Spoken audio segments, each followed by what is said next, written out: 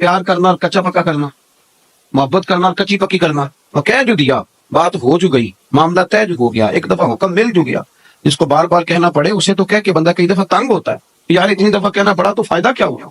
کمال تو یہ ہے کہ حکم آ گیا تو بس آ گیا۔ جناب ابو بکر صدیق ساری رات دروازے پہ کھڑے رہتے، یارو ذرا اس مزے کو لے کر تو دیکھنا۔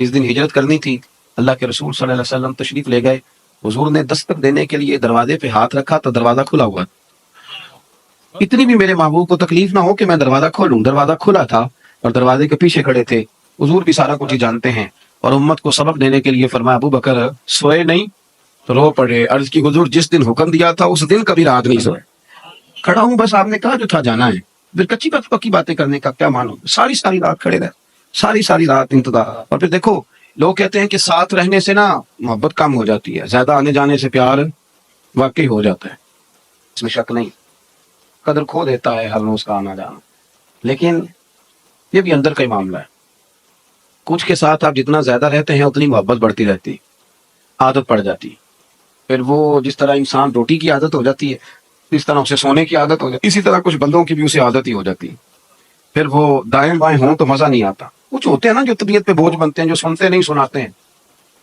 جو کرتے نہیں، کہتے ہیں یہ ہمیں کرا کے دیں، لیکن کچھ کا پتہ ہوتا ہے ساتھ جتنا بھی رہے گا کرے گا غلامی، کرے گا خدمت۔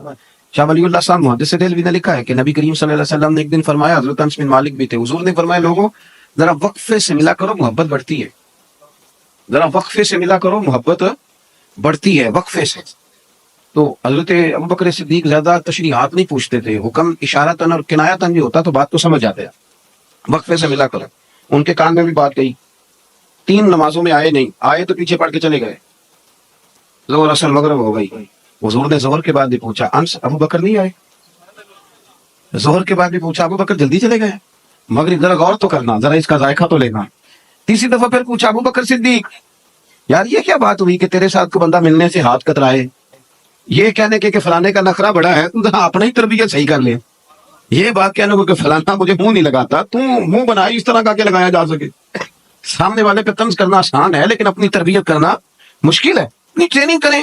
دیکھیں بڑے سارے لوگ ہوتے ہیں جن کو بندہ کہتا ہے یار کبھی مل جایا کرو، مثل تعویذ ہوتے ہیں کچھ لوگ، وہ جب بھی ملتے ہیں شفا ہوتی ہے، لیکن بوجھ بننا طبیعت پہ۔ 3 نمازیں گزر گئی، ملاقات نہیں ہوئی، کریم محبوب صلی اللہ علیہ وسلم نے تیسری دفعہ پوچھا تو حضرت انس کہتے ہیں میں پہنچ گیا، میں نے جا کے ابو بکر صدیق سے کہا کہاں گھوم رہے ہیں آپ، 3 دفعہ حضور پوچھ چکے۔ جناب صدیق ایک پر دوڑے آئے، حضور حکم ہو، کہاں تھے؟ حضور لفظ ادا کر رہے تھے تو آنکھوں میں آنسو بھی چمک رہے، کہاں تھے صبح سے، کہاں تھے؟ جناب صدیق اکبر نے گھٹنے زمین پہ رکھ دیے اور ہاتھ باندھ دیے، عرض کی یا رسول اللہ میں قربان جاؤں، میری کیا ضرورت ہے، میں کیا بتاؤں کہ صبح سے میرا وقت کتنی مشکل میں گزرا ہے، پر محبوبہ کو آپ نے تو فرمایا تھا ذرا وقفے سے ملو تو محبت بڑھتی ہے، تو حضور نے تھپ کی دی کندھے پہ، میں نے کہا تھا پر تجھے تو نہیں نہ کہا تھا، وہ میں نے کہا تھا لوگوں سے، وہ تھے کچھ لوگ جن سے کہا تھا پر ابو بکر تجھے تو نہیں نہ کہا تھا، تو نہ جایا کر یار، تو رہا کر، تو رہتا ہے تو طبیعت لگی رہتی ہے، تو رہتا ہے تو بات بنی رہتی ہے، تیرا یہاں رہنا قرار دیتا ہے بعض اوقات یار، اس طرح کا وفادار آدمی، اس طرح کا رنگ، اس طرح کا مزاج۔ حضور فرمائے تو نہ جایا کر، تو رہا کر۔ میرے نبی کریم سید عالم نے سیدھا ہاتھ پکڑا ہوا ہے جناب ابو بکر صدیق کا، اور دوسرے ہاتھ میں پکڑا ہوا ہے سیدنا فاروق اعظم کا ہاتھ۔ مسجد سے باہر نکل کے جب آئے نا حضور یوں کر کے جیسے بادلوں کے بیچ سے سورج نہیں کبھی نکل کے آتا اور کبھی چاند نہیں اچانک چمکتا تو وہ چھا جاتا ہے، حضور مسجد سے نکلے تو صحابہ کہتے ہیں دل خوش ہو گئے حضور کا چہرہ دیکھ کے، اور جب ہم خوش ہو رہے تھے نا تو حضور نے فرمایا میری اور ان کی رفاقت کو یہاں تک نہ سمجھنا، یہ جامع ترمذی میں موجود ہے، فرمایا یہاں تک نہ سمجھنا، فرمایا یہ جس طرح میں نے آج ان کا ہاتھ پکڑا ہے اور میں نکلا ہوں نا، جب میں قبر سے نکلوں گا پھر بھی میرا یہی طریقہ ہوگا۔ یارو اپنی روحانی زندگی کے اندر اس بات کا ضرور خیال فرمائے کہ ایسا تو نہیں کہ ہمارا مزاج بوجھ بنتا ہے، ہماری طبیعت بوجھ بنتی، کچھ بندے ایسے ہوتے ہیں جن سے بندہ کو کہتے ہیں جانا ہے بسم اللہ جی جاؤ، اور کچھ بندے ایسے ہوتے ہیں جو جانے لگے تو بندہ ان سے کہتا ہے اتنی بھی جلدی کیا ہے، ذرا ٹھہر جائے، ٹھہرے ذرا تھوڑا رک جاؤ، یار چلے جانا، چل تو مغرب کے بعد چلے جائے، اور یار میرا دل تو نہیں کر رہا پر چل تو عشاء وقت چلا دے، وہ یار اب بات کو سمجھو۔ کہا حضور نے یہ رفاقت جو یہاں ہے یہ یہاں تک نہیں، بلکہ فرمایا جب میں قبر سے نکل کے محشر کے میدان میں آؤں گا تو پھر بھی سیدھے ہاتھ میں ابو بکر صدیق کا ہی ہاتھ ہوگا، پھر بھی اس ہاتھ میں فاروق اعظم کا ہاتھ ہی ہو، اللہ کے رسول صلی اللہ علیہ وسلم کے ساتھ ان کا جو خاص معاملہ تھا۔ اور پھر ایک اور بات، اگر آپ کسی کے ساتھ رہتے ہیں تو پھر اس کا عکس بھی آپ میں نظر آنا چاہیے، آپ کو بتانا نہ پڑے، آپ کو بتانا نہ پڑے کہ میں کس کا مرید ہوں، کس کے پاس رہتا ہوں، کس سے میرا تعلق ہے. خوشبو جو ہوتی ہے نا وہ بتاتی نہیں اپنا آپ، خوشبو بتایا نہیں کرتی، خوشبو آیا کرتی ہے. خوشبو کا کام ہے آ جانا، اسے کبھی بول کے بتانا اسے نہیں بتانا پڑتا. آپ کے لفظ بتائیں گے، آپ کی ترتیب بتائے گی، آپ کا مزاج بتائے گا، آپ کے ساتھ وارفتگی. ایک ہمارے بڑے بہترین شاعر ہیں، میں کبھی کبھی دوستوں سے بات ہوتی ہے تو میں ان کو کہتا ہوں اللہ سلامت رکھے آپ کو. تو کئی دفعہ کچھ جملے زبان پہ زیادہ چڑھ جاتے ہیں. تو ایک بچہ میرے ساتھ ہوتا ہے، ہمارے درس نظامی کا وہ طالب علم ہے، اکثر میرے ساتھ ہوتا ہے. تو وہ فون ایک دن آیا تو میں نے اس کو تھما دیا. تو وہ بڑے ادیب قسم کے آدمی ہے، شاعر ہے. میں بچے سے کہا میں نے پیر صاحب سے بات کرنی ہے. تو بچہ کہنے لگا اللہ آپ کو سلامت رکھے، حضرت صاحب تو مصروف ہیں. وہ کچھ دنوں کے بعد مجھ سے ملے تو کہنے لگے وہ کاکا دے میں نے بخاؤ. وہ میں نے کہا جی مسئلہ کیا، خیریت ہے؟ کہنے لگے مجھے لگتا ہے واقعی آپ کے ساتھ رہتا ہے. میں نے کہا کیوں؟ کہنے لگے اس کے تو لفظوں میں بھی وہ باتیں اتر آئی ہیں جو آپ اکثر بیان کرتے ہیں. تو وہ تو اتر آئے ہیں جملے بھی تو وہ دکھائے. میں کیا ہوں نہیں، میں تو بخانا ہاں جی ایڈا پیارا ہو گیا تو میں نظر لوا بابا. تو وہ بھی ادیب تھے، کہنے لگے میں نے اس گل کا بھی مزہ ہی آیا. آپ میری بات کو سمجھیں کہ آپ کے جملوں میں، آپ کے اٹھنے بیٹھنے میں، آپ کے چلنے میں. حضرت صدیق اکبر حضور کے ساتھ مکہ شریف سے مدینہ طیبہ آئے، بخاری شریف میں موجود ہے، دیگر سیرت کی تمام کتابوں میں آپ کو ملے گا. جب آئے نا تو حضرت ابوبکر صدیق کے کپڑوں کا انداز بھی وہی تھا جو میرے محبوب کا انداز تھا. بولتے تھے تو انداز گفتگو میں بھی پوری غلامی کرنے کی کوشش کرتے تھے. اور سر پہ امامہ باندھا ہوا تھا تو پیش بھی اسی طرح کے تھے جس طرح کے نبی پاک صلی اللہ علیہ وسلم. بلکہ یہاں تک بعض شارحین حدیث نے لکھا ہے کہ بعض اوقات پگڑی باندھتے ہیں تو کوئی ایک آدھ پیج ڈھیلا رہ جاتا. تو کہتے ہیں جو اس وقت حضور کا ڈھیلا رہ گیا تھا نا وہ ان کا بھی ذرا ڈھیلا ہی تھا. تو اسی لب و لہجے میں بات کرتے. تو مدینہ طیبہ جب آ کے بیٹھے نا سرکار کے ساتھ تو حضور کے جلووں کا عکس بھی ہمیشہ رہتا تھا. آ کے جب بیٹھے حضور کی عالی مرتبت بارگاہ میں تو مدینے کے بہت سارے لوگ تھے جنہوں نے حضور کی زیارت بھی کی تھی. اب وہ کیا کرتے، کچھ تو آتے حضور کی دستبوسی کرتے اور بیٹھ جاتے، اور کچھ ایسے آتے جو آ کے دستبوسی حضرت ابوبکر صدیق کی کرتے اور حضور سے معاذ اللہ سلام نہ لیتے اور بیٹھ جاتے. کیونکہ وہ جلوے نظر آ رہے تھے نا ایک جیسے. تو لوگوں کو سمجھ ہی نہیں آ رہی تھی آقا کون ہے، غلام کون ہے. اپنے آپ کو ڈھال جو لیا تھا، اپنے آپ کو نا اس لہجے میں ڈھال دیا تھا نا، تو من شدی تے من تو شدم. چلو آ گئی یہ گل تے وارث شادی بھی کری لے گئے. اب آ گئی ہے نا بات تو حضرت بلے شاہ کی بھی ہو ہی جانی چاہیے. ان درویشوں کا ایک مشترکہ مسئلہ ہے. وہ کہتے ہیں کہ رانجا رانجا کر دی نہیں میں آپ پہ ہی رانجا ہوئے. ان رانجا یا کھنساریاں میں ہیر نہ آکھے کوئی، اور میں رانجے وچ رانجا میں وچ غیر خیال نہ کوئی. کیونکہ رانجا رانجا کر دی نہیں میں ہو جاتا ہے. کیا کریں صبح شام جب ایک ہی جو بات کرنی ہو، ایک کی بات کرنی، اسی کے گیت گانے، اسی کے گھر کا ذکر کرنا، اسی کے غلاموں کی بات کرنی، پھر ہو جاتا ہے رانجا رانجا کر دی نہیں میں ہوں آپ پہ ہی رانجا ہو. رانجا یا کھنساریاں میں ہیر نہ آکھے کوئی. اللہ اکبر. وہ سارا رنگ روپ، اٹھنا بیٹھنا چلنا لوگوں کو دھوکا ہونے لگا. تو ابوبکر صدیق سمجھ گئے. یہاں بھی سیانے تھے نا، یہاں بھی کچھ تو بن کے بیٹھ جاتے ہیں کہ چلو گل بن گئی ہے تو پھر انہیں بڑی رہن دیو.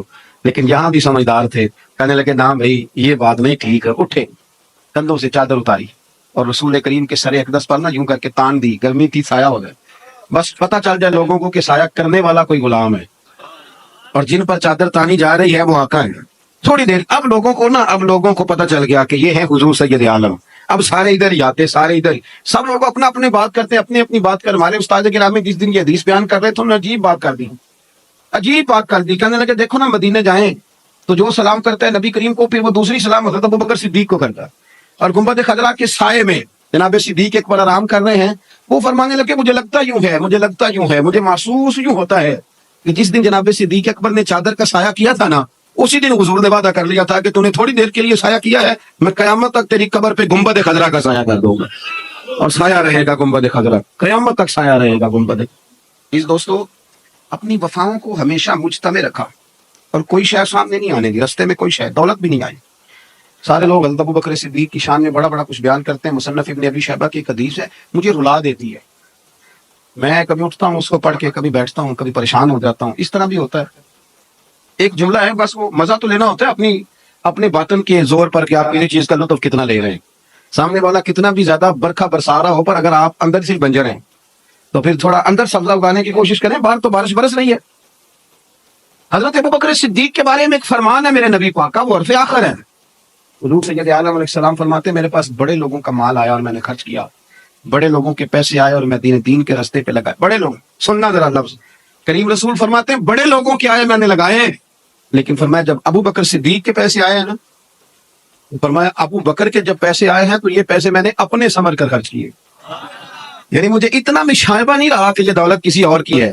کوئی پوچھے گا، کوئی سوال کرے گا، اور یارو آپ سمجھو تو صحیح، میں تو مالک ہی کہوں گا کہ وہ مالک کے حبیب یعنی محبوب و محب میں نہیں، میرا تیرا، اور میں اس کے پیسے کو میں نے اپنے سمجھ کے خرچ کی. آپ دیکھیں نا، حضرت کعب بن مالک نے کہا یا رسول اللہ میں اپنا سارا مال اللہ کے راستے میں دینا چاہتا ہوں، سارا. حضور نے فرمایا نہیں، چوتھا حصہ 3 حصے گھر والوں کو دو. حضرت ابو لبابہ رضی اللہ تعالیٰ عنہ نے بھی عرض کیا یا رسول اللہ میں سارا مال دینا چاہتا ہوں. فرمایا نہیں، چوتھا حصہ دے، 3 حصے اپنے بچوں پہ لگا. جس دن حضور نے اعلان کیا نا کہ بھائی آج کل غربت ہے اور جہاد کا بھی وقت آ گیا، قحط پڑا تو لاؤ، حضرت عمر کہتے ہیں میں نے اس دن 2.5% نہیں 50% دینے کا ارادہ کیا. کتنے فیصد؟ 2.5% والے بابا اوکھے ہی نہیں. ہاں زکوٰۃ دینا، توبہ توبہ. تو کہتے ہیں میں تھوڑی تھوڑی سارا سال ہی دیتا رہتا ہوں. کٹھی رقم دینی پڑتی ہے تو مشکل ہوتی ہے. میں کہ جب کٹھی لینی پڑے پھر تو نہیں نا مشکل ہوتی. کٹھی لینی پڑ جائے تو پھر تو نہیں تو مشکل ہوتی، پھر تو کوئی مسئلہ نہیں نا. پھر 6 اکاؤنٹ ہوتے ہیں، اس میں تھوڑی تھوڑی جمع کرا لیتے ہیں. لیکن کٹھی دینی پڑ جائے پھر ذرا مشکل آ جاتی ہے. حضرت ابوبکر صدیق رضی اللہ تعالیٰ عنہ تو ابھی آنے والے تھے. جناب عمر فرماتے ہیں کہ میں نے نا آدھی رقم، یہ بہت بڑی رقم ہے، آدھی جائیداد، اس کو چھوٹا نہیں سمجھے آپ، یعنی 50%. فرماتے ہیں ہر شہر رکھ کے میں نے ماپی، اور مجھے پتا تھا کہ ابوبکر صدیق کے کاروباری حالات آج کل ٹھیک نہیں، یہ مجھے پتا تھا. باقی معاملات بھی میرے سامنے تھے، قحط تھا. میں نے کہا آج میں جیت جاؤں گا. آپ فرماتے ہیں میں سارا مال لے کے گیا. اب میرے حضور کے پوچھنے کا انداز بھی، نبی کریم نے فرمایا عمر کیا لے کے آئے گا؟ عرض کی یا رسول اللہ 50% لے آیا ہوں. آپ فرماتے ہیں ابھی حضور خوش ہو رہے تھے، دعا دے رہے تھے کہ ابوبکر بھی آ. سر پہ ٹوپی کوئی نہیں، پیروں میں جوتا کوئی، ٹاٹ کا لباس پہنا ہوں. ماڑا بندہ نہیں، چودھری ہے، زمانے کا چودھری، کروڑوں میں کھیلنے والا. پر تینوں لب میں ہوں آپ بواچے، سانو اپنی خبر ہی نہ کوئی، ساتھوں پارے ککھ گلیاں دے، آخر دے لوگ شدائی. کہتے وہ سارا کچھ ہی بوریے کا لباس پہنا، حاضر خدمت ہو گئے. حضرت عمر کہتے میں تو پہلے بات پہ حیران تھا. کہتے مجھے حضور نے پوچھا تھا لے کے کیا آئے ہو، اور جب ابوبکر صدیق آئے اور سارا مال رکھا نا تو نبی پاک نے فرمایا ابوبکر گھر کیا چھوڑ کے آئے ہو؟ کہتے پہلے ہی بات بدل گئی، انداز پہلے ہی تبدیل ہو گیا. مجھ سے تو پوچھا تھا، اور حضرت ابوبکر صدیق سے فرمانے لگے گھر کیا چھوڑ کے آئے ہو. بڑے سیانے تھے جناب صدیق اکبر. جب عشق سکھاتا ہے آداب خود آگاہی، پھر کھلتے ہیں غلاموں پر اسرار شہنشاہی. کیا خوبصورت جملہ کہا. یہ نہیں کہا حضور سارا کچھ لے آیا ہوں، کیا چھوڑ کے آئے ہو؟ عرض کی حضور گھر اللہ کو چھوڑ آیا ہوں اور اللہ کا رسول چھوڑ آیا ہوں. میرا گھر خالی نہیں، اللہ بھی ہے، اللہ کے نبی بھی، اللہ رسول کا نام گھر میں ہے. حضور نہیں کہا سارا کچھ لایا ہوں. ان سے کہا تھا چوتھا حصہ لانا، 3 گھر چھوڑنا. یہ سارا ہی لے آئے اور وجود کے کپڑے بھی اتار کے دے دیے. نماز پڑھا کے میں تین بل ویکھا، میں نے کہا با بھول گیا، میں نے بھول گئی نہیں سب سوم سلاطاں، ایک کو یار دا فکر پہ آئے، ہر شے لے کے آگے رکھ دی. قربان جاؤں کریم محبوب کے. حضرت ابوبکر صدیق نے گردن جھکائی ہوئی ہے، ٹاٹ کا لباس ہے. حضور فرمانے لگے ابوبکر آپ کے آنے سے پہلے جبریل آئے تھے، انہوں نے بھی آج ٹاٹ کا لباس پہنا. میں نے پوچھا ہے جبریل یہ کون سا لباس ہے؟ فرمایا یا رسول اللہ آج ابوبکر نے پہنا ہے تو رب کو پسند اتنا آیا ہے کہ سارے فرشتوں کو یہی جوڑا پہنا دیا ہے. اب میرے نبی کریم علیہ السلام نے فرمایا ابوبکر ایک سوال بھی آیا ہے تیرے لیے، انہیں جواب دینا ہے. حضور حکم کریں. فرمایا رب فرماتا ہے تو سارا کچھ لے آیا ہے، تو نے ٹاٹ کا لباس پہن لیا ہے، یہ بتا تو اس حال میں اپنے رب سے راضی ہے کہ ناراض؟ تو راضی ہے کہ ناراض؟ حضرت صدیق اکبر کی تو چیخیں نکل. عرض کی حضور میں کون ہوتا ہوں یہ فیصلہ دینے والا؟ حضور میں بڑا ہی راضی ہوں، حضور میں بڑا راضی ہوں، میں اللہ کے رب ہونے پہ راضی ہوں، آپ کے نبی ہونے پہ راضی ہوں، اسلام کے دین ہونے پہ راضی. حضور میں بڑا ہی راضی. یارو ہر شاہی دے دینا اور پھر پورا کام، کوئی شاید رکاوٹ نہیں بنی. اگر بیٹا آیا بدر میں تلوار لے کے تو ابوبکر صدیق تلوار لے کے سامنے کھڑے ہوئے. اس نے ایک دفعہ کہا ابا جی آپ آ گئے تھے پر میں نے باپ سمجھ کے چھوڑ دیا، ورنہ میری زد میں تھے، چاہتا تو مار دیتا. فرمایا پتر اچھا ہوا تو نہیں میری تلوار کی زد میں آیا، میں تجھے پتر سمجھ کے معاف نہ کرتا بلکہ اپنے محبوب اور دین کا مخالف سمجھ کے قتل کر دیتا. والد نے بڑے اپنے والد کے فرما بردار تھے، تابع دار تھے، بڑے ٹھنڈے تھے، میٹھے تھے. ایک دفعہ والد نے حضور کے بارے میں کوئی بات کی تو ابا کے منہ پہ بھی تھپڑ مار. کوئی بندہ نہیں مانتا تھا کہ ابوبکر تھپڑ مار سکتے، کوئی بھی نہیں مانتا، لوگوں کو سمجھ ہی نہیں یہ ہو ہی نہیں سکتا. والد نے آ کے شکایت کری ہے ابوبکر نے مجھے مارا ہے. حضور بھی خاموش ہو گئے، تبصرہ نہیں کیا. فرمایا بلاؤ نا ابوبکر. سارا بھید حضور جانتے تھے نا، سارا بھید. کریم رسول نے بلایا، حاضر خدمت ہوئے، اور جب سامنے آیا تو کھول کے روئے، روتے جا رہے ہیں روتے جا رہے ہیں روتے جا رہے ہیں. حضور نے فرمایا ابوبکر یہ میں کیا سن رہا ہوں، باپ کو مارا؟ پھر ہچکی لی، پھر روئے. عرض کی سونیا انہیں کہیں تلوار لے کے میرے ٹکڑے ٹکڑے کر دے، میں سی نہیں کروں. ابا کو کہیں خنجر پکڑے میرا گلا کاٹ دے، لیکن ایک بات اسے کہیں خیال رکھے یہ میرے رسول کے بارے میں بات نہ کرے. کہ مجھے مارے، مجھے کاغا ہے تن سارا ہی کھائیو تے میرا چن چن کھائیو ماس، پر میرے دو نین نہ کھائیو بینو پیا ملن دی آس۔ اسے کو کاٹ ڈالے سارا وجود حاضر ہے لیکن آپ کے بارے میں بات نہ کریں۔ اور یا رسول اللہ صلی اللہ علیہ وسلم ایک بات اور ان کو بتا دیں، انہوں نے آج آپ کے بارے میں بات کی ہے تو میرے پاس تلوار نہیں تھی، ورنہ آج خالی تھپڑ نہ مارتا، آج میں باپ کا گلا کاٹتا، اس لیے کہ میرے نزدیک کوئی ایسی چیز نہیں جو میرے اور میرے نبی کے راستے میں آ سکے۔ میں کوئی چیز ان کے راستے میں حائل نہیں ہونے دوں گا، پھونک دوں گا ہر چیز کو، جلا دوں۔ دوستو میں نے کہا کام لولا لنگڑا کرنے سے بھی کام ہو ہی جاتا ہے۔